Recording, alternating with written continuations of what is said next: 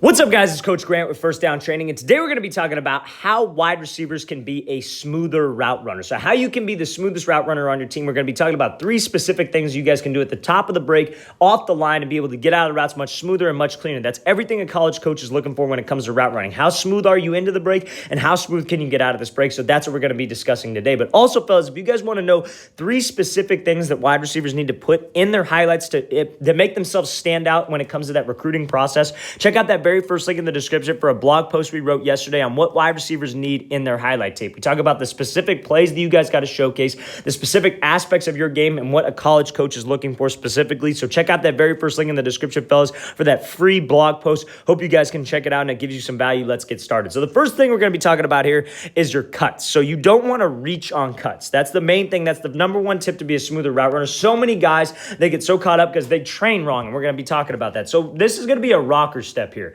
So a rocker step is, let's say I got to run a post. You want to step in the direction that you're going first. So you want to go inside. So you want to step inside first, then back outside. It's like a double move off the line. Then I break back to this post. So you see what this receiver does? He gives this 1, and then he gives this 2. But that cut is underneath his frame, and he's actually selling with his upper half. So many receivers make that mistake of reaching way out here. They really try to go long, and then that causes a drag with their back foot, and that kills the smoothness at the top of the break, and that kills their explosiveness at the top of the break. And they drag, which is a huge indicator to a DB. So let's talk about those 3 things. So many guys, like, they'll be working drills and they'll have cones set up, right? So they'll be doing like zigzag drills where they'll go here, and they'll be working through cones. But what they do is they break at the cone. So what that ends up happening is they get in that mindset like, oh, I got to make my cut at the cone. So they reach out for a cone. Anytime you guys are doing drill work, anytime you guys are doing cone work, it should be almost off of steps. You should never try to reach out for a break. You should never try to reach, because when you reach for a cut like this, you start to lean back, and then that naturally makes you drag your back foot. And if you've been watching this channel long enough, you know that I can't stand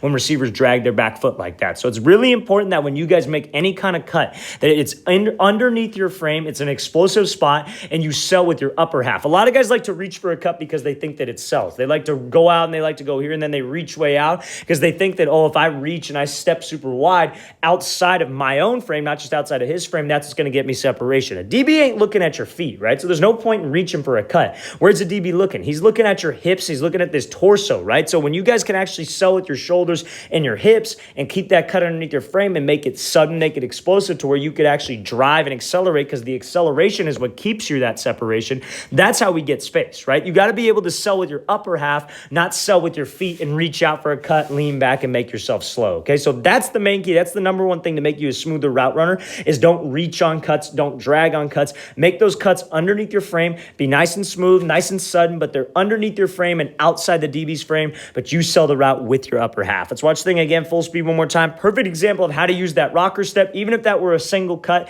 the same thing would remain consistent and great route. So now we're going to be talking about efficiently getting in and out of breaks, right? So we're going to be looking at this diamond release here. So just watch the thing from Darius Slayton. So he breaks this thing off, and then again, he's just right back off, makes that DB stumble, and there's no wasted steps at the top of this break. So this is a diamond release, right? Diamond release, what that is 3 hard steps. So he's going to be going right, left, right on a 45-degree angle to get this DB to turn his hips towards the sideline, open up that gate, quote unquote, to make sure that he thinks it's a fade. Now, the mistake that a lot of guys will make is they'll come off here, and we've talked about this before. He gives like a little inside jab release, which is fine. That's something that you could set up off of this. You could do a split release. You could do a double tap and then go into a diamond. There's a lot of different variations. But when we're focused on the top of the break, when we get to here, this is what makes or breaks guys off of this 3rd step. So you see how he doesn't reach. It's underneath his frame. He's not trying to get to a certain depth. He's just going off that 3rd step, and his pad level, along with his speed, is what got this DB to turn his hips, not because of how far he reached out. If the DB, and that just brings me back to the first point.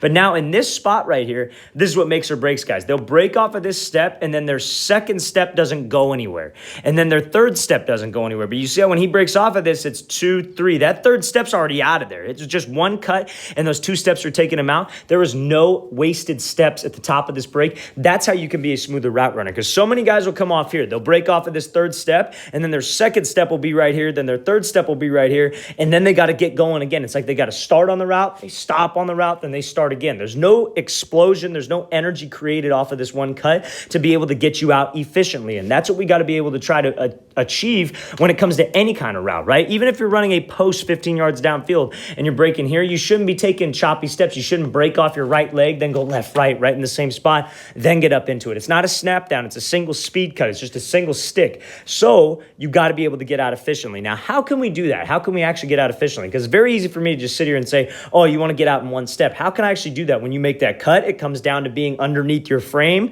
because when you reach out and you're way out here with that cut and you start to lean back and your chest leans back, you can't accelerate. You're going to actually take those extra steps because you're reaching out and you can't just open up. What you want to do is you want to make this cut sudden underneath your frame, so this builds off of the last tip, and you want to try to push. So you see how he's like pushing off of that cut? And this is something that you got to emphasize when you're training and doing drill work, that you got to push here and you want to open up that inside hip. I've heard people call that like a windshield wiper. Like, I like that analogy a lot. That process is good in my head. So when you stick, then you're pushing and you're just getting back on that windshield wiper. You're getting back on your bike or whatever you want to call it. So that third step, you could already just be out of it. So it's when you stick on that third cut, you want to push off the inside arch of your foot, get on that windshield wiper, and then open up and run and get back on that bike so you can accelerate. Another thing though that will help you get out of this fast is my arms, right? So we see when he breaks, his arms don't really stop. He keeps ripping those arms and he keeps accelerating, because the arms ripping out of the brake will bring your hips. And when you can bring your hips out of the brake, that helps you get back on that bike. That helps you open up that windshield wiper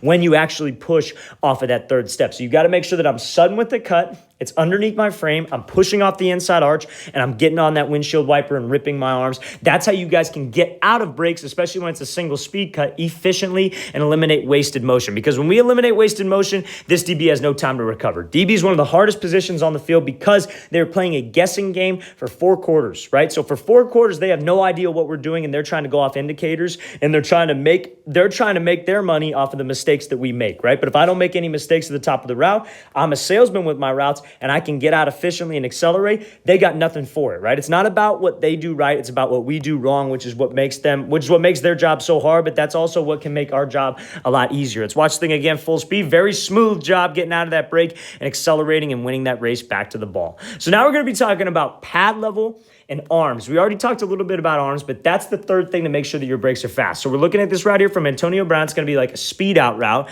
or like a 10-yard speed out against man coverage. So he gives this move, head down, and bam. You see how he breaks this thing off and he's out of this thing so fast. Like that's so hard to do. Like, I don't think you guys understand. Like, a lot of guys don't understand. I'm sure a lot of you guys do, but a lot of guys don't understand how difficult that is to do what he just did. Same speed into the brake, one step, out of the brake smooth, right? So let's talk about this. So when he's coming up here, so many guys will come up here and then right before that break, especially when they do a peek back, this pad level will go straight up in the air. And I think it's because mainly they're slowing down with their feet. They'll start chopping their steps. They start preparing for the break. They're so used to breaking off of a yardage, not going off of like a repetition of steps. And then they slow themselves way down by raising their pad level. And then they come out of this route. Now, here's the deal. You guys have ever been in your house before and like, let's say like this is like a hallway, right? And like there's like a big, like there's just a wall right here. And you got to turn that corner tight. How many of you have ran and then you skidded, like whether you were in socks or whatever, and then ran back down the hallway? That's the best analogy I could give because I know I've done that a million times. If you would have hit that hallway right there and actually gotten low and been in a good pad level position, you would have made a tighter break. But because you stood up and you tried to slow yourself down, that's why you had all those skittish steps. So when you're at the top of a route, it's no different. When you're trying to get out of that break quick and you're trying to turn that corner nice and tight, you got to keep a good pad level. Now, AB goes with this little peek back technique right here. This is something that so many guys struggle with. I'm not even going to talk about this right now, but that peek back, so many guys will start to lean back just naturally. Even if they don't have bad pad level, they'll start to look back at the ball and they'll lean back because they're trying to sell vertical so much, but they don't realize that slows them down. No matter what move you're doing, no matter what route it is, this pad level has got to be in an explosive position. So when you make that cut,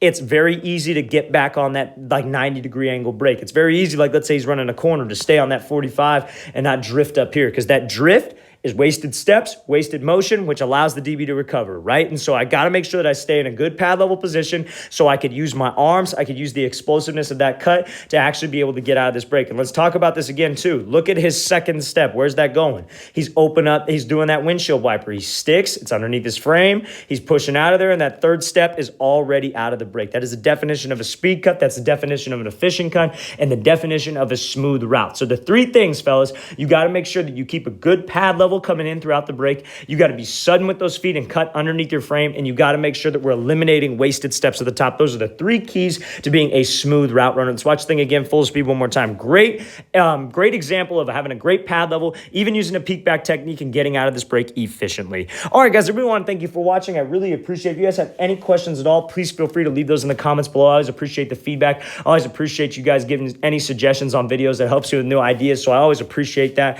And again, fellas, what wide receivers need on their highlight tape, full blog post. We walk you through everything that you need to showcase on your highlight tape to stand out to college coaches. Check out that very first link in the description. I'll see you guys next time.